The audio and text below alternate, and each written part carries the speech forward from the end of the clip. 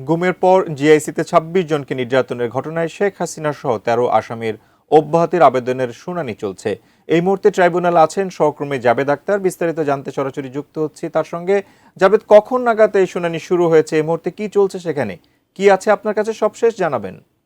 শাকুর, কিছুক্ষণ আগেই আন্তর্জাতিক অপরাধ ট্রাইব্যুনাল একে বিচারপতি গোলাম মুর্তজা মজুমদারের নেতৃত্বে ৩ সদস্যের যে আন্তর্জাতিক অপরাধ ট্রাইব্যুনাল, সেখানে জয়েন্ট ইন্টারোগেশন সেল জেআইসিতে যে ২৬ জনকে গুম করার পরে নির্যাতন করা হয়েছিল, এই ২৬ জনের ভিতরে সাবেক একজন সেনা কর্মকর্তা ব্রিগেডিয়ার জেনারেল আবদুল্লাহিল আমান আজমি তিনি যেমন আছেন, হুমাম কাদের, সালাউদ্দিন কাদের চৌধুরীর ছেলে সোহেল রানা, আরও অনেকের নাম রয়েছে।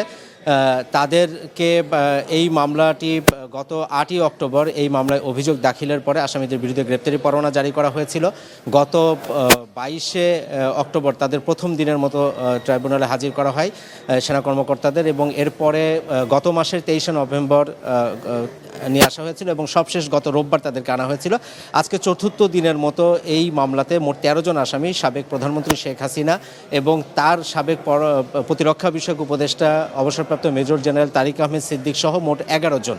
এই ১১ জনের ভিতরে ৫ জন আছেন যারা ডিজিএফআইয়ের সাবেক ৫ জন মহাপরিচালক। এই সব কিছু মিলিয়ে এখানে ১৩ জনের মধ্যে ১১ জন সেনা কর্মকর্তা রয়েছেন এবং তার মধ্যে গ্রেপ্তার আছেন ৩ জন। একজন হচ্ছেন মেজর জেনারেল শেখ মোহাম্মদ সরওয়ার হোসেন, এবং এর বাইরে 2 জন ব্রিগেডিয়ার জেনারেল আছেন, মাহবুবুর রহমান সিদ্দিকী এবং আহমেদ তানভীর মাঝহার সিদ্দিকী। এই 3 জনের উপস্থিতিতেই আজকে তাদের অব্যাহতি চেয়ে যে আবেদন করা হয়েছিল সেটি শুনানি চলছে। স্বাস্থ্যকর অল টাইম ফ্যামিলি কেক, সব সময় অল টাইম হেলদি লাইফ।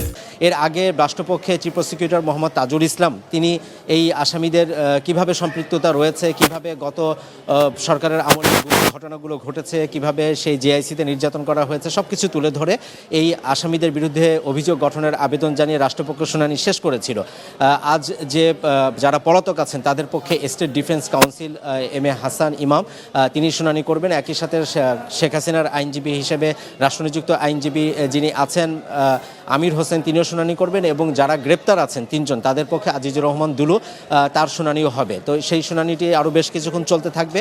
যদি তাদের শুনানিটি রিজেক্ট হয় তাহলে হয়তো চার্জ ফ্রেম হবে, অর্থাৎ অভিযোগ গঠনের মধ্য দিয়ে বিচার শুরু হবে। আবার এমনও হতে পারে যে তাদের শুনানি শেষে নতুন একটি তারিখ হয়তো নির্ধারণ করতে পারেন আদালত, যেটি অভিযোগ গঠন হবে কি হবে না সেই মর্মে। আর আন্তর্জাতিক অপরাধ ট্রাইব্যুনাল 2 যেটি আছে বিচারপতি নজরুল ইসলাম চৌধুরীর নেতৃত্বাধীন 3 সদস্যের যে ট্রাইব্যুনাল, সেখানে আবু সাইদ হত্যা, রংপুরের বেগম রোকেয়া বিশ্ববিদ্যালয়ের শিক্ষার্থী আবু সাইদ তাকে যে হত্যা করা হয়েছিল গত বছর 16 জুলাই, সেই মামলাতে 22তম সাক্ষী হিসেবে জুলাই যে আন্দোলন গণ অভ্যুত্থানের অন্যতম একজন নেতা এবং তখনকার বৈষম্য বিরোধী ছাত্র আন্দোলনের প্রথম সারির একজন সমন্বয়ক হাসনাত আবদুল্লাহ, তিনি বেলা 11টার কিছু পর থেকে তিনি তার সাক্ষ্য গ্রহণ শুরু করেছেন এবং তার সাক্ষ্য গ্রহণ চলছে। তিনি বিভিন্ন প্রেক্ষাপটগুলো তুলে ধরছেন যে কীভাবে আন্দোলন হয়েছিল এবং তাদের প্রতি কীভাবে নির্যাতন করা হয়েছিল, সেই বিষয়গুলোই তারা তুলে ধরছেন। তো ট্রাইব্যুনাল থেকে এই ছিল আমার কাছে সবশেষ। শাকুর।